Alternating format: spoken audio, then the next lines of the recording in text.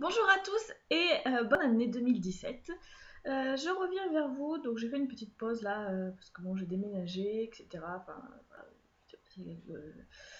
certaines choses dans ma vie personnelle qui m'ont fait que je n'ai pas fait trop de vidéos, j'avais plus vraiment envie, etc.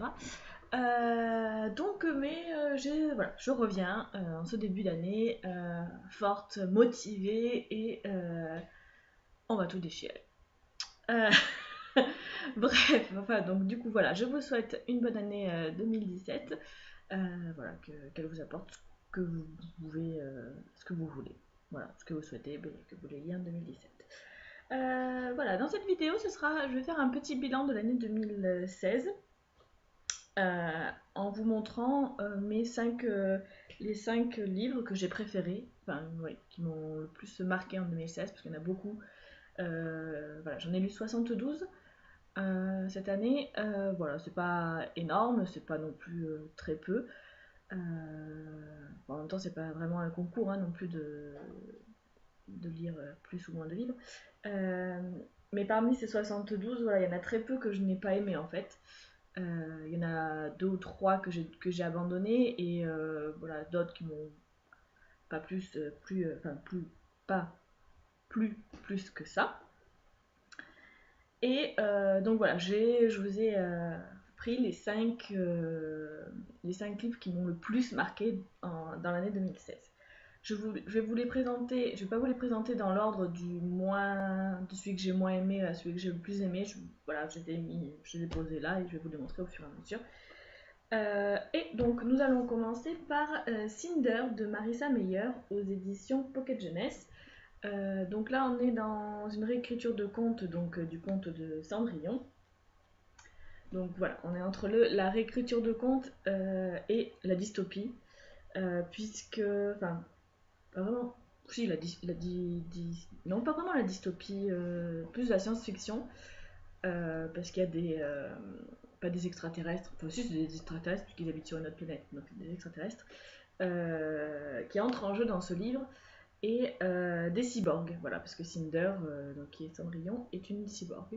Euh, Après, la réécriture de conte, elle est pas, comment dire, c'est pas vraiment le conte de Cendrillon réécrit, c'est plus une histoire par elle-même, mais voilà, on retrouve plein de petites choses du conte de Cendrillon qui sont rapportées dans cette histoire-là. Ça a été vraiment un coup de cœur. Alors j'avais un petit peu peur en le lisant parce que c'était un coup de cœur pour beaucoup de personnes. Du coup, je me suis dit, mince, est-ce que je vais pas mettre la barre trop en démarrant ce livre? Et en fait, non, pas du tout. J'ai adoré le fait que, du coup, voilà, qu'il y ait des cyborgs, qu'il y ait les réécritures de contes, donc qui sont un petit peu anciens, on va dire. Enfin, tout ça mélangé, l'histoire est originale, bien pensée, c'est bien écrit, c'est fluide, ça se lit très vite. Voilà, j'ai beaucoup aimé Scarlett également, donc le tome 2. Et voilà, j'ai commandé le tome 3 et le tome 4 que je compte lire en 2017. Je vous ferai une vidéo avec mes petites résolutions de 2017 prochainement. Voilà, j'ai beaucoup aimé ce livre. Ensuite, je vais vous parler de La cinquième vague de Rick Yancey aux éditions Robert Laffont, donc R. Voilà, j'ai beaucoup aimé ce tome-là, mais j'ai adoré la trilogie en fait. Beaucoup ont été déçus par le tome 3, et moi, ben, bizarrement, pas du tout. Bon, je préfère le tome 1, mais le tome 3 passe avant le tome 2. Le tome 2, je le trouve un petit peu plus lent. Et donc là, on est clairement dans de la dystopie et de la science-fiction. Enfin, en même temps, la dystopie et la science-fiction, ça se rejoint. Puisque enfin, ils appellent ça les autres, on va appeler ça des extraterrestres, lancent des vagues de destruction sur la Terre pour exterminer la race humaine, en gros. Et donc on va suivre Cassie qui va essayer de leur échapper, de survivre par rapport à ça. Donc il se passe plein de choses, on a beaucoup de points de vue. On a le point de vue de Cassie forcément, donc dans le tome 1, on a aussi le point de vue d'Evan qui est un des autres. On a le point de vue des enfants qui sont recrutés par l'armée. Enfin voilà, on a beaucoup de points de vue, il se passe plein de choses. J'ai bien aimé le découpage du livre, puisque à chaque chapitre, en fait, chaque chapitre commence par une page noire avec le titre du chapitre. J'ai trouvé ça original. Là, comme ça, vous pouvez voir à peu près la taille du chapitre que vous allez entamer. Enfin, voilà. C'est un petit plus, hein, c'est un petit détail, mais bon, j'ai beaucoup aimé. L'adaptation au cinéma de ce tome 1 m'a beaucoup plu également. Je trouve qu'elle était assez fidèle au livre, et donc voilà, j'ai hâte pas de lire parce que je les ai lus, mais de découvrir les deux autres tomes au cinéma. Ensuite, je vous en ai déjà parlé, bien sûr, Red Rising de Pierce Brown aux éditions Hachette Roman, de la dystopie pure et dure. On se rapproche un peu de Hunger Games, encore que c'est complètement différent quand même. Donc voilà, on suit Darrow qui est un rouge et qui va essayer de devenir or pour pouvoir se rebeller. En fait, il fait semblant d'être un or pour rentrer dans cette catégorie-là et être un petit peu, vous savez, un petit espion, et puis paf, faire la rébellion de l'intérieur, on va dire. C'est très bien fait, il se passe plein de choses, il y a plein de rebondissements. Voilà, on s'attache au personnage.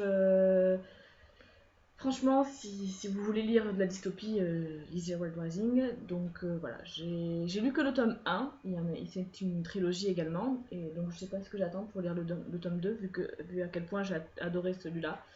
J'ai un petit peu peur vous savez, que le soufflet retombe, que celui-là soit excellent et que le deuxième tome soit un petit peu moins bon.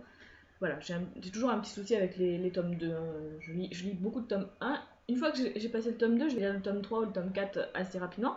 Mais du tome 1 au tome 2, j'ai du mal. J'ai peur que, voilà, surtout quand le tome 1 est extra, j'ai beaucoup de mal à m'attaquer au tome 2.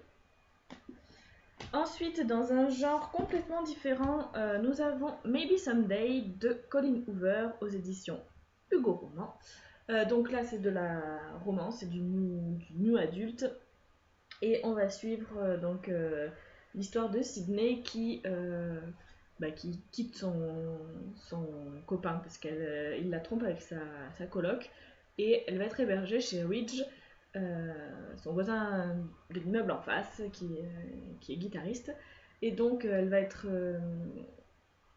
hébergée chez lui, et de là va naître une histoire d'amour, vous vous en doutez, avec toutes ses péripéties, etc. Mais c'est très bien écrit, un petit peu prévisible, mais voilà, il y a tellement de choses qui se passent entre eux, etc. C'est vraiment une très belle histoire d'amour, très bien écrite. Voilà, et j'ai lu un ou deux autres livres de Colin Hoover, et voilà, c'est une auteure que j'apprécie beaucoup. J'aime sa façon d'écrire, et voilà, je compte lire un petit peu plus de ses romans. Et enfin, en dernière position, mais pas forcément, c'est pas forcément celui que j'ai préféré ou celui que j'ai le moins aimé, enfin bref, comme je vous l'ai dit tout à l'heure, il s'agit des Étoiles de Nost Ed. Donc là, j'ai le tome 1, Vertige de Sophie Jomain. Là, celui-là est aux éditions Françoisir, et les autres, je les ai aux éditions de J'ai lu, de poche. Voilà, c'est une histoire fantastique entre Anna et Les.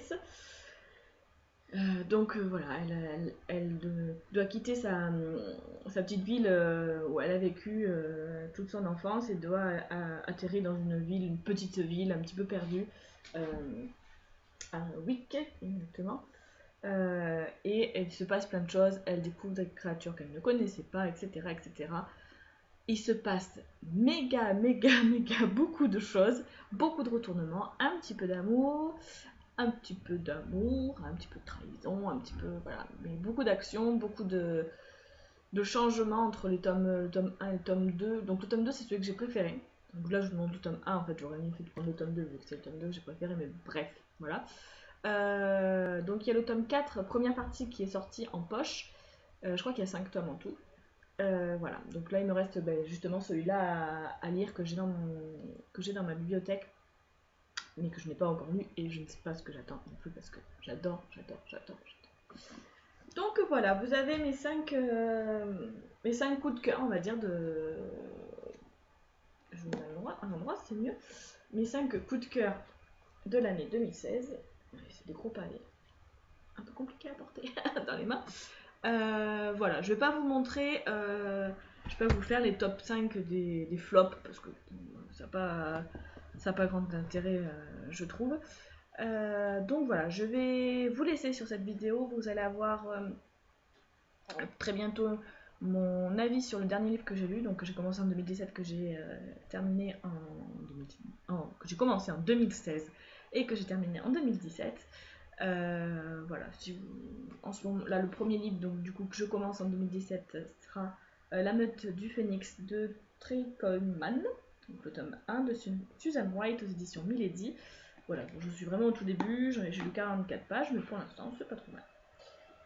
Voilà, je vais vous laisser, je vous retrouve dans une prochaine vidéo pour un point lecture et pour un petit peu vous présenter le challenge que j'ai décidé de faire en 2017 avec plusieurs copines.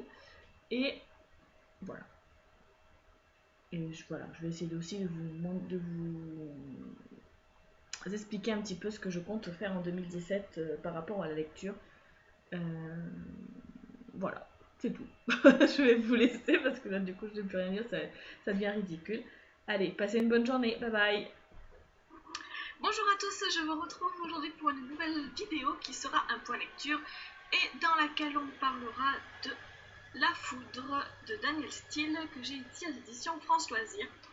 Alors c'est un livre que j'ai emprunté à ma mère parce que pour le challenge des 4 maisons, vous savez de la coupe des 4 maisons sur lesquelles je me suis inscrite, il y avait un challenge éphémère qui était de lire un livre entre le 1er novembre et le 5 novembre. Et c'est enregistré au moins l'autre.